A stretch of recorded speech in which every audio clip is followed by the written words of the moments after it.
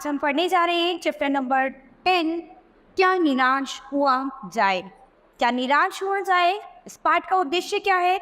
देश में आशावादी दृष्टिकोण, परोपकार, सत्य, ईमानदारी आदि जीवन मूल्यों की स्थापना का प्रयास करना। वो यहाँ पर हम देश प्रेम, परोपकार, सत्य, ईमानदारी इन सभी की स्थापना के बारे में पढ़ेंगे। पाठ प्रवेश: चारों तरफ चोरी, भ्रष्टाचार, तस्करी, कला बाजारी देखकर किसी भी देशवासी के हृदय को पीड़ा होगी, किंतु हजारी प्रसाद द्विवेदी ऐसे निराशापूर्ण स्थिति में भी आशा की ज्योति जलाने का संदेश देते हैं। उनका मानना है कि महान भारतवर्ष को पाने की संभावना बनी है और बनी रहेगी। हमें निराश नहीं होना चाहिए। मेरा मन कभी कभी बैठ जाता है, समाचार पत्रों में ठगी, डकैती, चोरी, तस्करी और भ्रष्टाचार के समाचार भरे रहते हैं। यहाँ पर लेखक कहना चाहते हैं कि समाचार पत्रों में ये ठगी, चोरी, तस्करी ये सब देखकर, ऐसे समाचार देखकर मेरा मन जो है वो बैठ सा जाता है।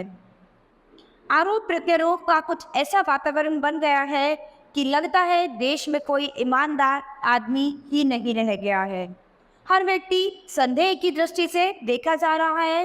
जो जितने ऊंचे पद पर है उसमें उतने ही अधिक दोष दिखाए जाते हैं। एक बहुत बड़े आदमी ने एक बार मुझसे कहा था कि इस समय सुखी वही है जो कुछ नहीं करता।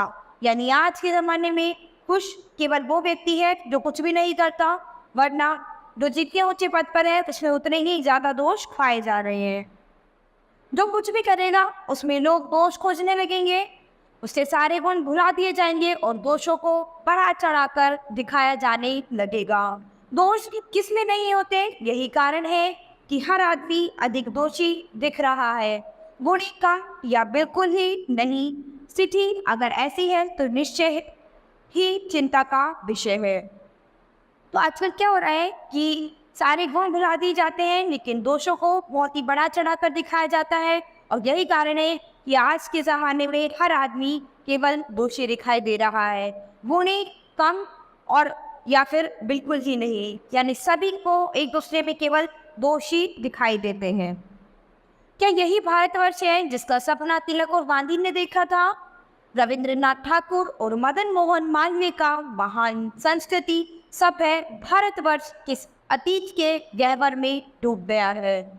आर्य और द्रविड़, हिंदू और मुसलमान, यूरोपीय और भारतीय आदर्शों की मिलन भूमि मानव महासमुद्र क्या सूख ही गया है? मेरा मन कहता है कि ऐसा हो नहीं सकता। हमारे मनुष्य के सपनों का भारत है और रहेगा। यानी यहाँ पर लेखक कहना चाहते हैं कि मैं नहीं मानता कि ऐसा कभी हो सकता है। हमारे मनुष्य के सपनों का जो भारत है वो ऐसे ही रहेगा हमेशा। यही सही है कि इन दिनों कुछ ऐसा माहौल बना है कि ईमानदारी से मेहनत करके जीविका चलाने वाले निरीह और भोले भाले श्रमजीवी पिस रहे हैं और झूठ और फरेब का रोजगार करने वाले फूल रहे हैं। तो आज के टाइम में क्या हो रहा है, जो ईमानदारी से मेहनत करके लोग अपनी जीविका कमा रहे हैं वो निरंतर गिरते जा रहे हैं, और जो झूठ और फरेब का रोजगार कर रहे हैं वो दिन प्रतिदिन फूलते फूलते जा रहे हैं। ईमानदारी को मूर्खता का पर्याय समझा जाने लगा है। सच्चाई केवल वीरों और बेबस लोगों के हिस्से पड़ी है। ऐसी स्थिति में जीवन के महान मूल्यों के बारे में लोगों की आस्था ही हिलने लगी है। भारतवर्ष ने कभी भी भौतिक वस्तुओं के संग्रह को बहुत अधिक महत्व नहीं दिया है। उसकी दृष्टि से मनुष्य के भीतर जो महान आंतरिक गुण स्थिर भाव से बैठा हुआ है वही चरम और परम है। लोभ, मोह, काम, क्रोध आदि विचार मनुष्य के स्वाभाविक रूप से विद्यमान रहते हैं, पर उन्हें प्रधान शक्ति मान लेना और अपने मन तथा बुद्धि को उन्हीं के इशारे पर छोड़ देना बहुत निकृष्ट आचरण है। तो हम क्या देख रहे हैं कि मनुष्य के भीतर जो है बहुत से आंतरिक गुण बैठे हुए हैं जो कि चरम है। लोभ, मोह, काम, क्रोध ये सब जो है इंसान में आज के टाइम में स्वाभाविक रूप से देखे जा रहे हैं। भारतवर्ष ने कभी भी उन्हें उचित नहीं माना, उन्हें सदा संयम के बंधन से बांध कर रखने का प्रयत्न किया है, परंतु भूख की उपेक्षा नहीं की जा सकती, बीमार के लिए दवा की उपेक्षा नहीं की जा सकती, गुमराह को ठीक रास्ते पर ले जाने के उपायों की उपेक्षा नहीं की जा सकती है।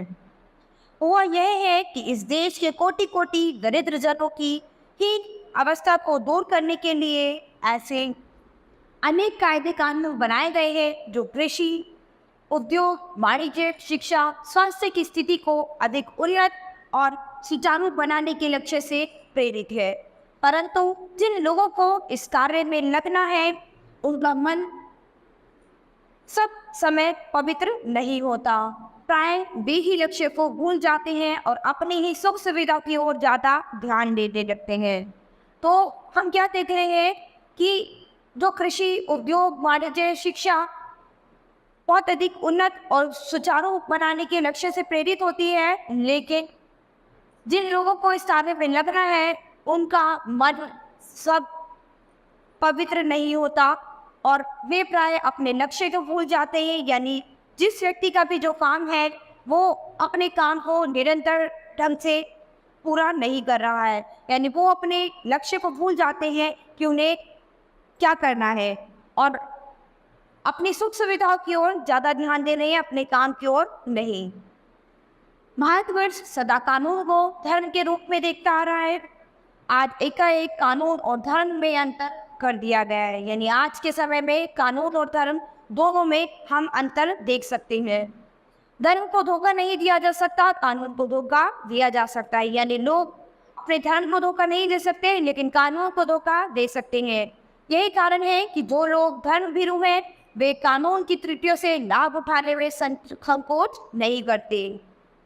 इस बात के प्राय प्रमाण खोजे जा सकते हैं कि समाज के ऊपरी वर्ग में चाहे जो भी होता रहा है, भीतर भीतर भारतवर्ष अब भी यह अनुभव कर रहा है कि धर्म कानून से बड़ी चीज़ है। अब भी सेवा, ईमानदारी, सच्चाई और आध्यात्मिकता के मूल्य बने हुए हैं। तो हम क्या देख रहे हैं, आज भी हम यही अनुभव कर रहे हैं कि धर्म जो है वो कानून से बहुत ही बड़ी चीज़ है, जिसमें सेवा, ईमानदारी, सच्चाई और आध्यात्मिकता के मूल्य बने हुए हैं। वे दो विषय हैं लेकिन नष्ट नहीं हुए हैं। आज भी वह मनुष्य से प्रेम करता है, महिलाओं का सम्मान करता है, झूठ और चोरी को गलत समझता है, दूसरों को पीड़ा पहुंचाने को पाप समझता है। हर आदमी अपने व्यक्तिगत जीवन में इस बात का अनुभव करता है। समाचार पत्रों में जो भ्रष्टाचार के प्रति इतना आक्रोश है, वह यही साबित करता है कि हम ऐसी चीज़ों को गलत समझते हैं और समाज में उन तत्वों की प्रतिष्ठा कम करना चाहते हैं जो गलत तरीकों से धन या माल संग्रह करते हैं। तो हम ऐसी चीज़ों को प्राय गलत ही समझते हैं जो समाज की प्रतिष्ठा को कम करना चाहते हैं, जो गलत तरीकों से धन बटोरना चाहते हैं। दोषों का पर्दाफाश करना बुरी बात नहीं है। बुराई यह मालूम होती है कि किसी के आचरण के गलत पक्ष को उद्घाटित करके उसमें रस लिया जाता है। यानी गलत ये नहीं है कि किसी के दोष को साबित करना, लेकिन गलत ये है कि अगर हमें किसी की बुराई मालूम होती है और हम उसके आचरण के गलत पक्ष को उद्घाटित करके, साबित करके उसमें रस ले, यानी उसमें आनंद ले, तो ये गलत माना जाता है और दोषाद्घाटन को एकमात्र कर्तव्य मान लिया जाता है। बुराई में रस लेना बहुत बुरी बात है, पर अच्छाई में उतना ही रस लेकर उजागर न करना और भी बुरी बात है। यानी अगर किसी की अच्छाई हो या किसी की खुशियाँ हो और उसमें खुश नहीं होना, ये और भी बुरी बात है। सैकड़ों घटनाएं ऐसी घटी हैं जिन्हें उजागर करने से लोक चित्त में अच्छाई के प्रति अच्छी भावना जागती है। एक बार रेलवे स्टेशन पर टिकट लेते हुए गलती से मैंने 10 के बजाय 100 रुपये का नोट दिया और जल्दी जल्दी गाड़ी में आकर बैठ गया। थोड़ी देर में टिकट बाबू उन दिनों के सेकंड क्लास के डब्बे में हर आदमी का चेहरा पहचानता हुआ उपस्थित हुआ। उसने मुझे पहचान लिया और बड़ी विनम्रता के साथ मेरे हाथ में 90 रुपये रख दिए और बोला, यह बहुत बड़ी गलती हो गई थी, आपने भी ये नहीं देखा और मैंने भी यह नहीं देखा। तो एक बार जब वो रेलवे स्टेशन पर टिकट ले रहे थे तो गलती से क्या हुआ, 10 रुपये की बजाय उन्होंने 100 रुपये का नोट दे दिया और वो भूल गए और उसके बाद वो अपनी ट्रेन में जाकर बैठ गए। तो थोड़ी देर बाद ही टिकट बाबू जो थे वो सबका चेहरा पहचानते हुए उनके पास उपस्थित हुए, क्योंकि उन दिनों टिकट बाबू जो थे वो सबके चेहरे पहचान लिया करते थे। तो उनके सामने आए और उन्हें पहचान लिया और बड़ी विनम्रता के साथ उन्हें उनके 90 रुपये वापस किए और कहा कि यह बहुत बड़ी गलती हो गई थी, आपने भी नहीं देखा और मैंने भी नहीं देखा। उसके चेहरे पर विचित्र संतोष की गरिमा थी। मैं चकित रह गया। कैसे कहूँ कि दुनिया से सच्चाई और ईमानदारी लुप्त हो गई है। तो इस पर लेखक कहते हैं कि मैं उसको देखकर बहुत ही हैरान रह गया कि मैं ये कैसे कह सकता हूँ कि दुनिया में सच्चाई और ईमानदारी एकदम खत्म हो गई है। वैसी अनेक अवांछित घटनाएं भी हुई हैं, परंतु यह एक घटना ठगी और वंचना की अनेक घटनाओं से अधिक शक्तिशाली है। तो ये एक ऐसी घटना थी जो बाकी सभी ठगी और वंचना की घटनाओं से एकदम ऊपर थी। एक बार मैं बस में यात्रा कर रहा था। मेरे साथ मेरी पत्नी और 3 बच्चे भी थे। बस में कुछ खराबी थी, रुक रुक कर चलती थी। गंतव्य से कोई 8 किलोमीटर पहले ही एक निर्जन सुनसान स्थान में बस ने जवाब दे दिया। तो एक बार जब वो अपनी पत्नी और बच्चों के साथ यात्रा कर रहे थे, तो जिस बस में वो यात्रा कर रहे थे वो थोड़ी खराब थी, रुक रुक कर चल रही थी। तो जहाँ पर उन्हें पहुँचना था उससे 8 किलोमीटर दूर पहले ही एक सुनसान जगह पर बस ने जवाब दे दिया। रात के कोई 10 बजे होंगे। बस में यात्री घबरा गए। कंडक्टर उतर गया और एक साइकिल लेकर चलता बना। तो जब बस रुक गई तो वहाँ पर सुनसान जगह थी, इसलिए यात्री जो थे वो घबरा गए और जो बस का कंडक्टर था वो उतर गया और साइकिल लेकर वहाँ से चलता गया। लोगों को संदेह हो गया कि हमें धोखा दिया जा रहा है। बस में बैठे लोगों ने तरह तरह की बातें शुरू कर दी। किसी ने कहा यहाँ डकैती होती है, 2 दिन पहले इसी तरह एक बस को लूटा गया था। तो लोग उन पर उस बस के ड्राइवर और कंडक्टर पर शक कर रहे थे कि ये लोग हमें धोखा दे रहे हैं, यानी ये हमें लूटना चाहते हैं। तो वो यही कह रहे थे, लोग आपस में बात कर रहे थे कि कुछ दिन पहले ही यहाँ पर डकैती हुई है और एक बस को लूट लिया गया था। परिवार सहित अकेला मैं ही था। बच्चे पानी पानी चिल्ला रहे थे। पानी का कहीं ठिकाना भी नहीं था। अब उनके जो बच्चे थे वो पानी की वजह से परेशान हो रहे थे, लेकिन पानी का कहीं कोई ठिकाना नहीं था। ऊपर से आदमियों का डर समा गया था, यानी जो बाकी लोग सब बातें कर रहे थे तो वो डर भी अंदर समा रहा था। कुछ नौजवानों ने ड्राइवर को पकड़कर मारने पीटने का हिसाब बनाया। ड्राइवर के चेहरे पर हवाइयाँ उड़ने लगी। लोगों ने इसे पकड़ लिया। वह बड़े कातर ढंग से मेरी ओर देखने लगा और बोला, हम लोग बस का कोई उपाय कर रहे हैं। तो लोगों ने क्या किया, बस ड्राइवर को पकड़ लिया और उसको मारने पीटने का हिसाब बनाने लगे। और जो ड्राइवर जो था उसके हवाइयाँ खराब हो गई चेहरे की और वो बड़ी कातिल निगाहों से लेखक की तरफ देखने लगा और बोला कि हम लोग बस का कोई उपाय कर रहे हैं, बचाइए, ये लोग मारेंगे मुझे। तो बस ड्राइवर लेखक से कहता है कि मुझे बचाइए, ये लोग मुझे मारेंगे। डर तो मेरे मन में भी था, पर उसकी कातर मुद्रा देखकर मैंने यात्रियों को समझाया कि मारना ठीक नहीं है, परंतु यात्री इतना घबरा गए कि मेरी बात सुनने को तैयार नहीं हुए। कहने लगी, इनकी बातों में मत आइए, धोखा दे रहे हैं। कंडक्टर को पहले ही डाकियों के यहाँ पे भेज दिया है। तो उन्होंने समझाया लोगों को कि इसको मत मारो, मारने से कुछ नहीं ठीक होने वाला। उसके बाद यात्री जो थे वो इतना घबराए हुए थे कि उन्होंने लेखक की बात सुनने को तैयार नहीं हुए और कहने लगे कि इनकी बातों में मत आइए, ये हमें धोखा दे रहे हैं। और पहले ही इन्होंने कंडक्टर को डाकुओं के पास भेज दिया है। मैं भी बहुत भयभीत था, पर ड्राइवर को किसी तरह मारपीट से बचा लिया। 1-2 घंटे बीत गए। मेरे बच्चे भोजन और पानी के लिए व्याकुल थे। मेरी और पत्नी की हालत बहुत बुरी थी, क्योंकि उनके बच्चे जो हैं भूख और प्यास की वजह से व्याकुल हो रहे थे। लोगों ने ड्राइवर को मारा तो नहीं, पर उसे बस से उतारकर एक जगह पर गिर कर रख लिया। कोई भी दुर्घटना होती तो पहले ड्राइवर को समाप्त कर देना उन्हें उचित जान पड़ा। मेरे गिड़गिड़ाने का कोई विशेष असर नहीं पड़ा। इसी समय क्या देखता हूँ कि एक खाली बस चली आ रही है और उस पर हमारा बस कंडक्टर भी बैठा हुआ है। वहाँ पर क्या था, इतने में वो इतना परेशान हो रहे थे। देखते हैं थोड़ी देर बाद ही एक खाली बस चली आ रही थी और उस बस पर जो इनका कंडक्टर था वो भी बैठा हुआ था। उसने आते ही कहा, अड्डे से नई बस लाया हूँ, इस बस पर बैठिए, वह बस चलाने लायक नहीं है। तो जैसे ही कंडक्टर आता है तो वो कहता है कि मैं अड्डे से नई बस लेकर आया हूँ, सब इसमें बैठ जाइए, क्योंकि ये वाली बस जो है अब चलाने लायक नहीं है।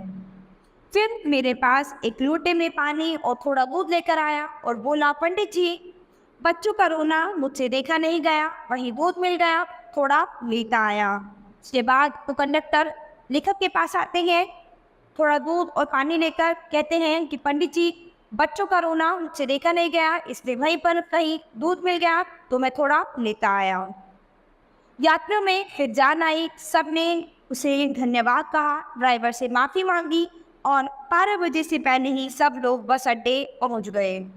कैसे कहूँ कि मनुष्यता एकदम समाप्त हो गई है। तो ये सब चीज़ें देखकर लेखक कैसे कह सकते हैं कि मनुष्यता एकदम समाप्त ही हो गई है? ऐसा नहीं कह सकते, क्योंकि कुछ लोग ईमानदार और सच्चे दिल वाले भी हैं। कैसे कहूँ कि लोगों में दया माया रही नहीं? कैसे कह सकते हैं कि लोगों में बिल्कुल भी दया माया रह नहीं गई है? जीवन में जाने कितनी ऐसी घटनाएं हुई हैं जिन्हें मैं भूल नहीं सकता। ठगा भी गया हूँ, धोखा भी खाया है, परंतु बहुत कम स्थलों पर विश्वासघात नाम की चीज मिलती है।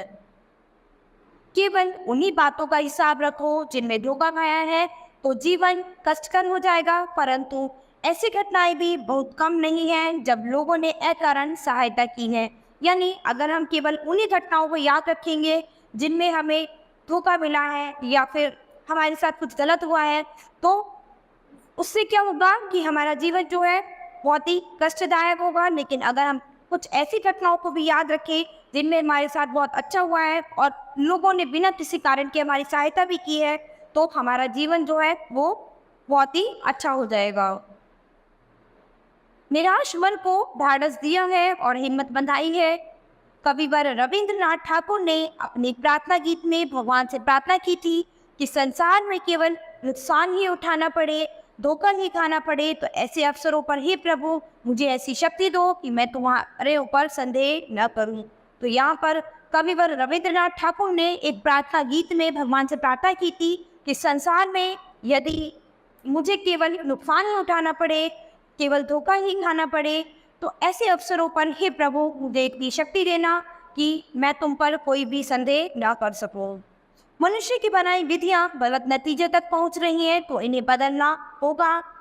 वस्तुतः आए दिन इन्हें बदला ही जा रहा है, लेकिन अब भी आशा की ज्योति बुझी नहीं है और दिन प्रतिदिन और बहुत सारी चीज़ें बदलती जा रही है। यानी समाज में निरंतर परिवर्तन होता जा रहा है। महान भारतवर्ष को पाने की संभावना बनी हुई है, बनी रहेगी। मेरे मन निराश होने की ज़रूरत नहीं है। तो यहाँ पर जो लेखक है वो कहते हैं कि भारतवर्ष में को पाने की संभावना है, रहेगी और हमेशा बनी रहेगी, और मेरे मन तो कभी निराश मत होना। तो यहाँ पर लेखक जो हैं वो यही बताना चाहते थे कि दुनिया में बुराइयां भी हैं, अच्छाइयाँ भी हैं, लेकिन हम केवल बुरी चीज़ों को सोचकर लोगों को केवल बुरा समझते हैं। लेकिन कुछ लोग अच्छे भी हैं, यानी अच्छाइयाँ हमें बहुत कम दिखाई देती हैं। तो दुनिया में मनुष्यता, ईमानदारी, सच्चाई भी है, लेकिन उसी के विपरीत कुछ जगह पर ठगी, चोरी, डकैती और धोखा भी है। तो हमें अपने जीवन में केवल उन्हीं चीज़ों को याद नहीं करना चाहिए, बल्कि हमें अच्छी बातों को याद करके अपना जीवन आगे और खुशियों से बढ़ाना चाहिए। तो बच्चों, ये चैप्टर हमारा यहीं खत्म होता है। अब हम अपनी नई क्लास में मिलेंगे अपने नए चैप्टर के साथ।